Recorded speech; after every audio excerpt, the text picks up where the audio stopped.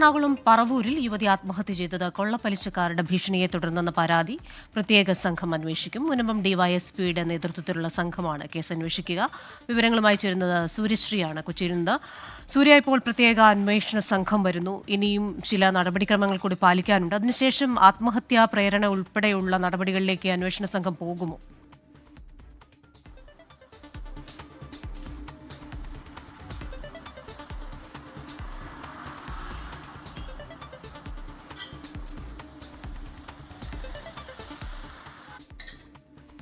എറണാകുളം പറവൂരിൽ യുവതി ആത്മഹത്യ ചെയ്തത് കൊള്ളപ്പലിശക്കാരുടെ ഭീഷണിയെ തുടർന്നെന്നാണ് കുടുംബം ആരോപിക്കുന്നത്. കുടുംബവും അറിയുന്നവരുമൊക്കെ ഇങ്ങനെയാണ് ആരോപിച്ചത്. ഇത് പ്രത്യേക സംഘം അന്വേഷിക്കും. മുനമ്പം ഡിവൈഎസ്പിയുടെ നേതൃത്വത്തിലുള്ള സംഘമാണ് കേസ് അന്വേഷിക്കുന്നത്. ഈ വിഷയത്തിൽ കൂടുതൽ അന്വേഷണങ്ങൾക്ക് ശേഷം ആത്മഹത്യാ പ്രേരണ കുറ്റം ചുമത്തണോ, എന്താണ് ഈ കേസിൽ സംഭവിച്ചതെന്ന വിശദാംശങ്ങൾ അറിയാനാവുക. സൂര്യ, ഇപ്പോൾ പ്രത്യേക അന്വേഷണ സംഘത്തെ രൂപീകരിച്ചിട്ടുണ്ട്. പോസ്റ്റ്മോർട്ടം നടപടികൾ പൂർത്തിയാകാനുണ്ട്. അതിനുശേഷം ആത്മഹത്യാ പ്രേരണ കുറ്റം ചുമത്തുമോ?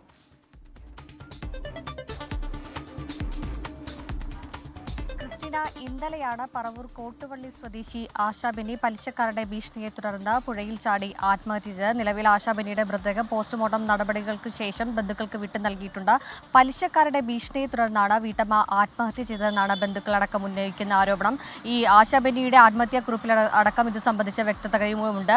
അയൽക്കാരായ റിട്ടയർഡ് പോലീസ് ഉദ്യോഗസ്ഥൻ പ്രദീപ് കുമാറിനും ഭാര്യ ബിന്ദുവിനെതിരെയാണ് പലിശ ഇത്തരത്തിൽ ഭീഷണിപ്പെടുത്തിയെന്ന രീതിയിലുള്ള ആരോപണം വന്നിരിക്കുന്നത്. റിട്ടയർഡ് പോലീസ് ഉദ്യോഗസ്ഥനായ പ്രദീപ് കുമാറിന്റെ ഭാര്യ 2 തവണകളിലായി 5 ലക്ഷം രൂപ വീതം 10 ലക്ഷം രൂപ ആശാബെന്നിക്ക് നൽകിയിരുന്നു. ഈ പണം പലിശയും മുതലും എല്ലാം തന്നെ ചേർത്ത് 24 ലക്ഷം രൂപ, ഏകദേശം 24 ലക്ഷത്തോളം രൂപ തിരികെ നൽകി എന്നാണ് ആശയുടെ കുടുംബം പറയുന്നത്. എന്നാൽ വീണ്ടും ഇനിയും പണം നൽകാനുണ്ട് എന്ന രീതിയിൽ ഭീഷണിപ്പെടുത്തി നിരന്തരം ആശയെ ഭീഷണിപ്പെടുത്തുമായിരുന്നു എന്നാണ് ആശയുടെ കുടുംബം ഉന്നയിക്കുന്നത്. എന്നാൽ പണമിടപാട് സംബന്ധിച്ച വിവരങ്ങൾ ആശയുടെ കുടുംബം അറിയുന്നത് ഈ 11-ാം തീയതി ഈ പലിശക്കാരുടെ ഭീഷണിയെ തുടർന്ന് ആശാബെന്നി ഒരു ആത്മഹത്യാ ശ്രമം നടത്തിയിരുന്നു. കൈത്തണ്ടയിലെ ഞരമ്പ് മുറിച്ച് ആത്മഹത്യാ ശ്രമം നടത്തിയതിനു പിന്നാലെയാണ് ആശയുടെ ഭർത്താവ് ബെന്നി അടക്കമുള്ളവർ ഈ പണപാട് സംബന്ധിച്ച വിവരങ്ങൾ അറിയുന്നത്. ഇതിനു പിന്നാലെ ഇവർ റൂറൽ പോലീസിലടക്കം പരാതി നൽകിയിരുന്നു. തുടർന്ന് റൂറൽ പോലീസ് പറവൂർ പോലീസിനെ സമീപിക്കാൻ ആവശ്യപ്പെടുകയായിരുന്നു. തുടർന്ന് പറവൂർ പോലീസിലെത്തി ആശയുടെ കുടുംബം പരാതി നൽകുന്നു, ഭീഷണിയുണ്ടെന്ന്. തുടർന്ന് പ്രദീപ് കുമാറിന്റെ വീട്ടുകാരെയും അതുപോലെ തന്നെ ആശയുടെ വീട്ടുകാരെയും ഒരുമിച്ചിരുത്തി ഇനി ഭീഷണി പാടില്ല എന്നടക്കമുള്ള നിർദ്ദേശങ്ങൾ നൽകി പോലീസ് പറഞ്ഞുവിടുകയായിരുന്നു. പക്ഷേ വീണ്ടും അതേ ദിവസം തന്നെ ഈ പ്രദീപ് കുമാറും ഭാര്യ ബിന്ദുവും ആശയുടെ വീട്ടിലെത്തി ബഹളം വെക്കുകയും ഭീഷണി മുഴക്കുകയൊക്കെ തന്നെ ചെയ്തിരുന്നു. പണം ഇനിയും വേണമെന്ന് ആവശ്യപ്പെട്ട രീതിയിൽ ഭീഷണി മുഴക്കിയിരുന്നു.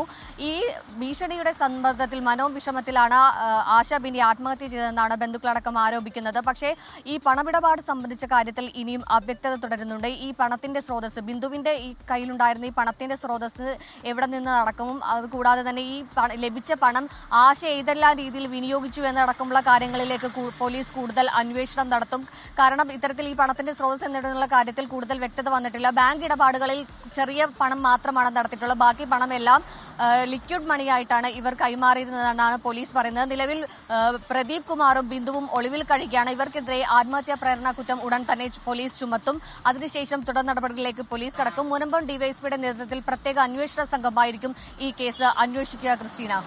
സൂര്യ, ഇത്തരം കേസുകളിൽ ഈ സാമ്പത്തിക ഇടപാടുകൾ അതെങ്ങനെ നടന്നു എന്നുള്ളത് തന്നെയാണ് അന്വേഷണ സംഘത്തിന് മുന്നിൽ വരാൻ സാധിക്കുന്ന ഏറ്റവും വലിയ വെല്ലുവിളി എന്ന് പറയുന്നത്. ഇപ്പോൾ ഇവിടെയാണെങ്കിലും ചെറിയ തുക മാത്രമാണ് ബാങ്ക് ഇടപാടുകളിലൂടെ കൈമാറ്റം ചെയ്തിട്ടുള്ളത്, ബാക്കി കയ്യിൽ കൊടുക്കുകയാണെന്ന് പറയുന്നു. അപ്പോൾ ഈ അന്വേഷണ സംഘം ഇത്തരത്തിലുള്ള വെല്ലുവിളികളെ ഏത് രീതിയിലായിരിക്കും നേരിടുക? എങ്ങനെയാണ് ഈ പണമിടപാടുകൾ നടത്തിയത് എന്നത് സംബന്ധിച്ച് ഏതെങ്കിലും തരത്തിൽ മറ്റ് തെളിവുകൾ ലഭിക്കാനുള്ള ശ്രമങ്ങളല്ലേ ഉണ്ടാവുക?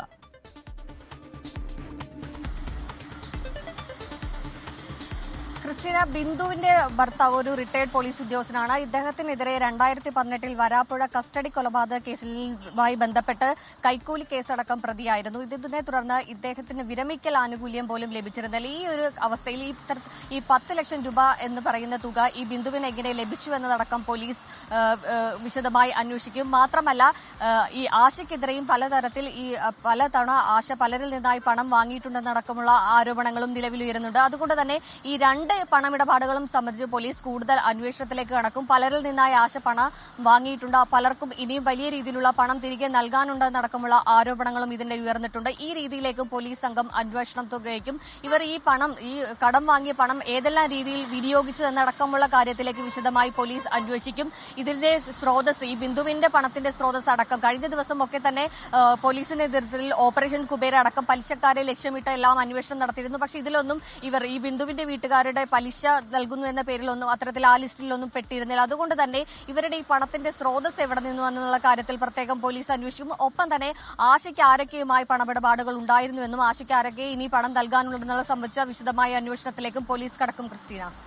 ശരി, സൂര്യശ്രീയാണ് കൊച്ചിയിൽ നിന്ന് വിശദാംശങ്ങൾ നൽകിയത്. ഇരുഭാഗത്തു നിന്നും ഏത് രീതിയിലാണ് ഈ പണം അവർക്ക് സ്രോതസ്സായി ലഭിച്ചത്, മറുവശത്ത് ഈ ലഭിച്ച പണം എങ്ങനെ ഉപയോഗിച്ചു, മറ്റുള്ളവരിൽ നിന്നും ഇതേപോലെ പണം വാങ്ങിച്ചിട്ടുണ്ടെങ്കിൽ അത്രമാത്രം ആവശ്യങ്ങൾ എന്തൊക്കെയാണ്, ഇരുഭാഗത്തു നിന്നുമുള്ള കാര്യങ്ങൾ പുതിയ അന്വേഷണ സംഘം അന്വേഷിച്ചറിയുമെന്നാണ് സൂര്യശ്രീ കൊച്ചിയിൽ നിന്ന് റിപ്പോർട്ട് ചെയ്യുന്നത്.